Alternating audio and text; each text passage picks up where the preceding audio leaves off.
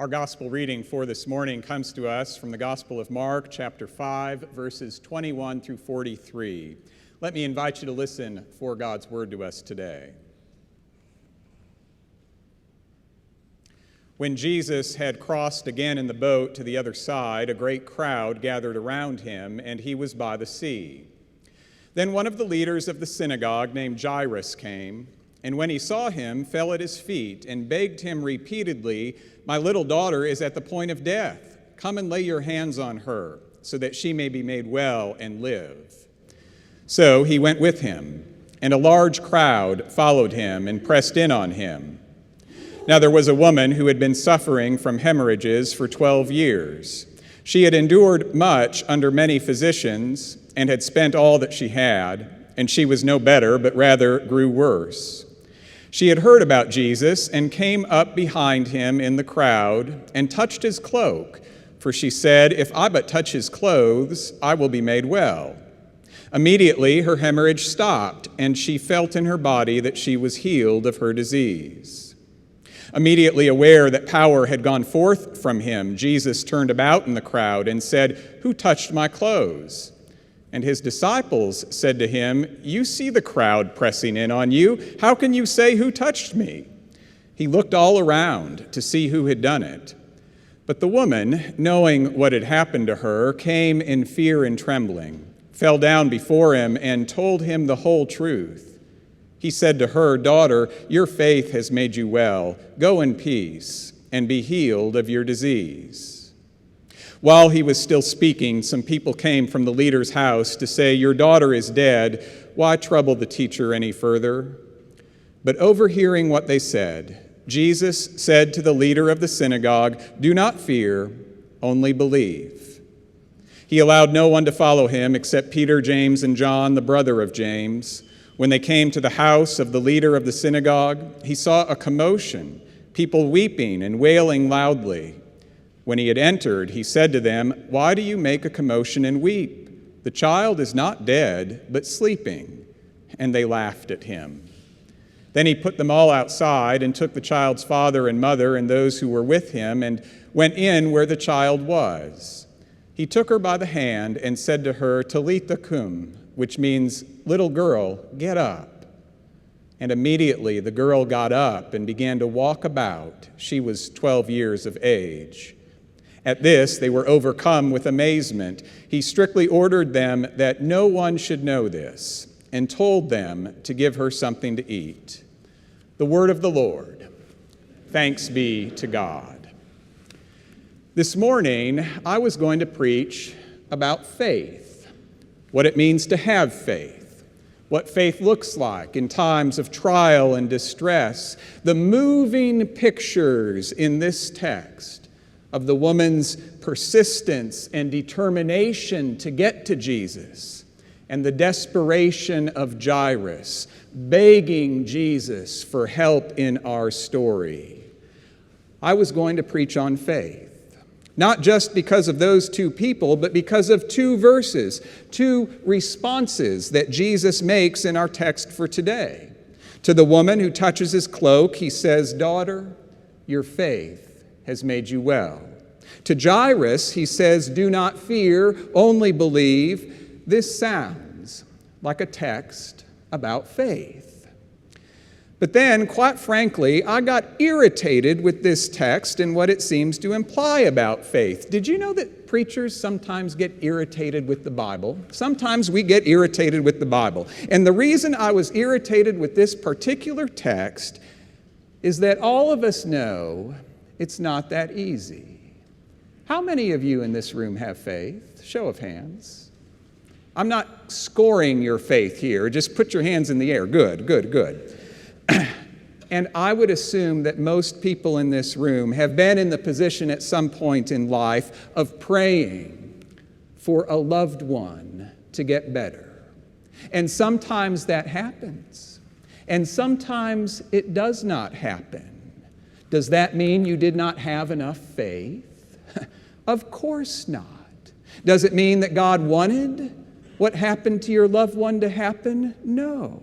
So why does Jesus seem to imply in our story, it's actually a story within a story, that Jairus' faith led to his daughter being raised and the woman's faith led to her body being healed? I have no answers for those questions, and it makes me irritated with this text. So, if you don't mind, I'm going to interrupt, well, even if you do mind, I'm going to do it anyway. I'm going to interrupt my original train of thought and change direction with this sermon. In fact, what I just said is what I want to talk with you about right now. Not interrupting my train of thought, but interruptions. Did you notice all the interruptions that take place in this story? Jesus has returned from the Gerasenes when our story begins. He just got done healing a demoniac and being booted out of town for healing that man. Now, who knows what Jesus was planning to do at this moment? Maybe he wants to get a bite to eat. Maybe he needs to get some rest. But then Jairus appears, a leader of the synagogue, a man with status and power, but today he's a desperate man, a helpless man. And he pleads with Jesus to come with him to his home to lay hands on his daughter so that she will be well. Whatever it was that Jesus was planning to do when he returned from the Gerasenes, those plans go out the window and Jesus decides to follow Jairus to his home. That's interruption number 1. Interruption number 2 comes when the crowd follows Jesus. And a woman in the crowd who has been suffering for 12 years with an ailment that physicians cannot heal, she gets close to Jesus and she touches his cloak. And just like that, Mark says, immediately her hemorrhage stopped. Jesus asks, "Who touched my clothes?" His disciples respond, "How can you say who touched me? Look at this crowd." In other words, keep your focus, Jesus. Don't get distracted, Jesus. We've got to get to Jairus' house quickly, Jesus.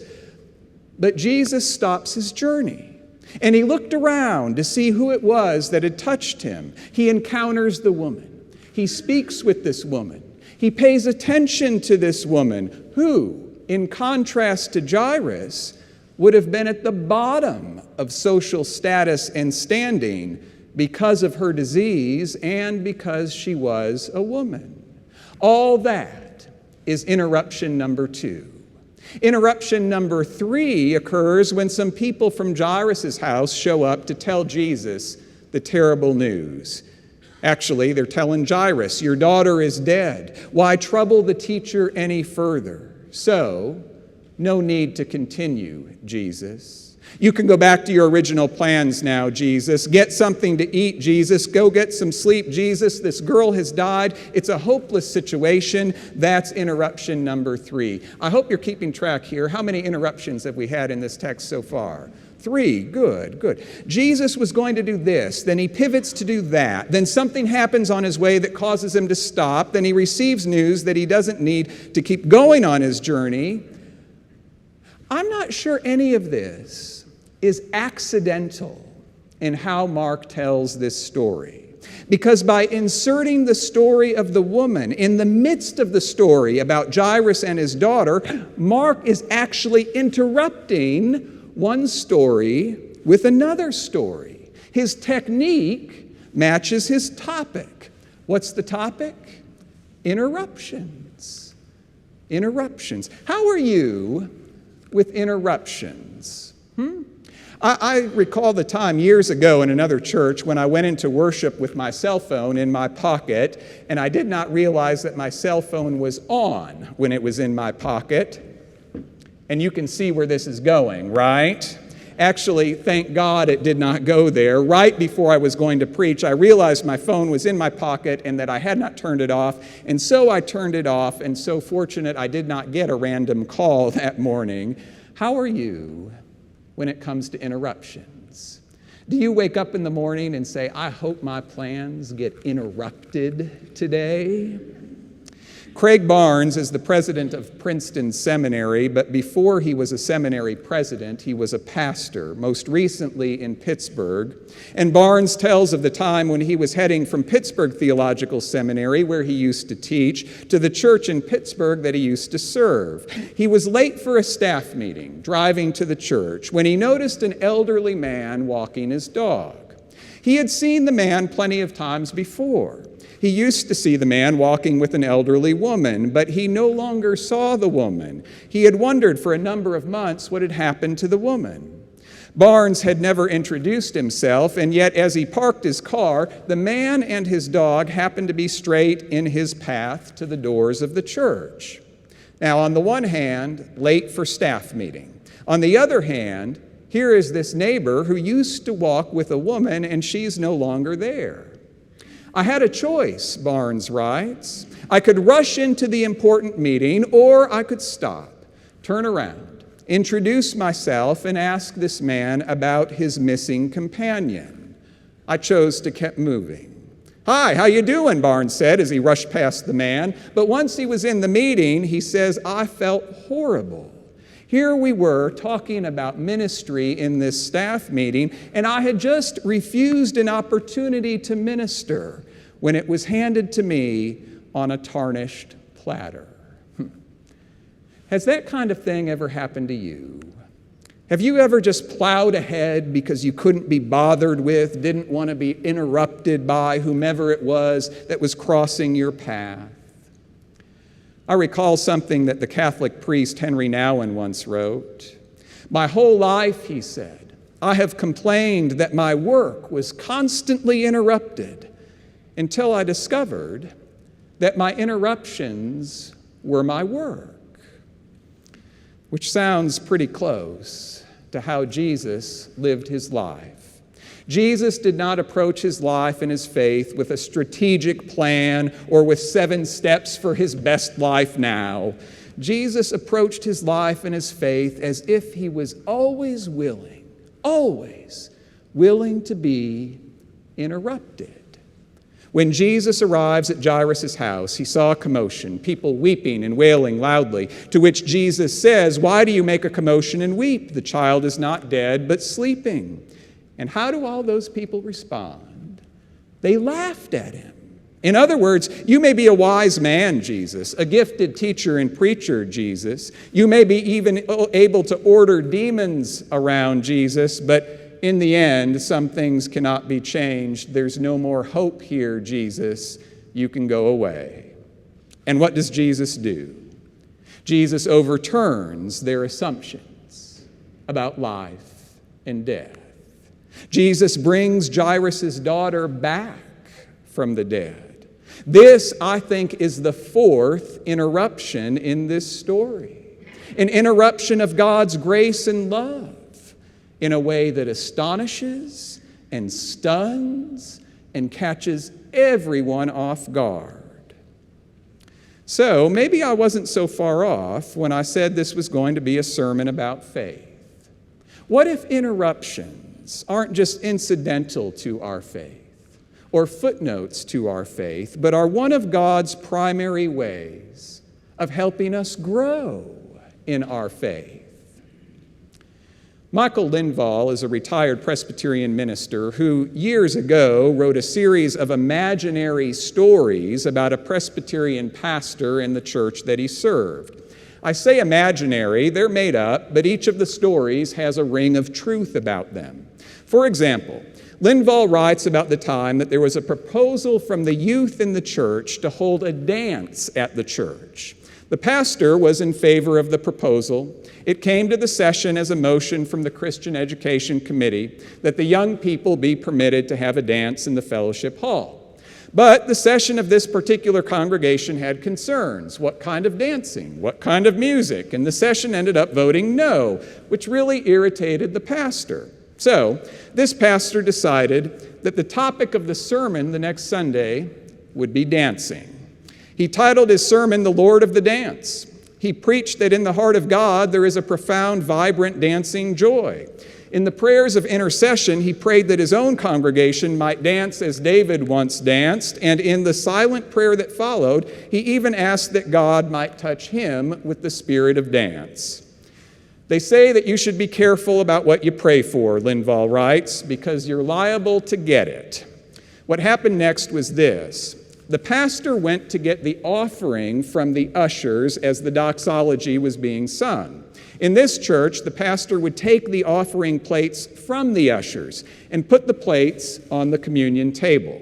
Well, he did that, and as he turned with the plates and started to walk back up the steps of the chancel toward the table, the hem of his robe at the very bottom came loose, and his toe got caught in the hem of the robe. Instead of backing down, years of liturgical habit kept him aiming onward and upward. With the next step, he was further inside his garment.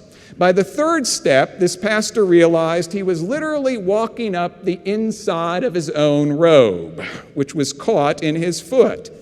So, instead of stopping to undo himself, the pastor kept plowing forward. And as this pastor straightened up with all his might, the robe itself gave way, ripping right at the bottom. The sudden movement shot the minister's arms in the air.